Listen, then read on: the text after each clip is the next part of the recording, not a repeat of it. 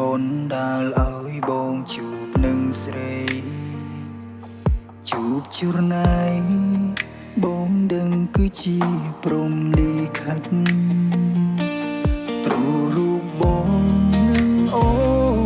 នគឺជាគូពីព្រេងព្រិនបងនឹងវោមិនជួបគ្នាគឺជាប្រពន្ធប្តីបងរួមនៅសិនឆ្ងាយរហូតទៅដល់បនទីមានជ័យតែបែរជានិស័យឲ្យបងជួបថ្លៃក្រមុំក្រូចឆ្មាអូនគឺជាអ្នកគ្រូឯបងជាសិង្ហកផ្ដើមស្នេហាតែមិននឹងស្មានថាពួកយើងទាំងពីរខ្លាយជាសងសាបងសូមសន្យាថានឹងមើលថែអូនមួយជីវិតសូមរួមអូនជិះកិននៅរឿងអតីតដែលធ្លាប់ឈឺចាប់បងសូមសន្យាថានឹងមើលថែអូនដល់ក្តីខ្សែ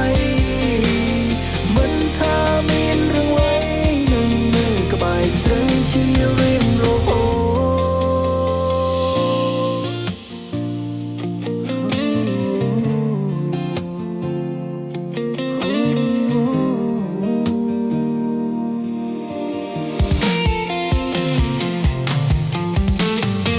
កិច្ចសន្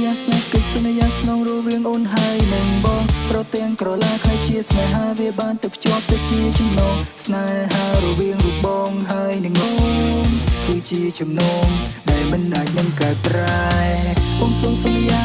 ថានឹងមើលថែអូនមួយជីវិតបងសូមសន្យា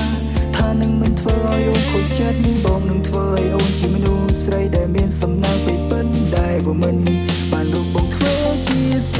ងសា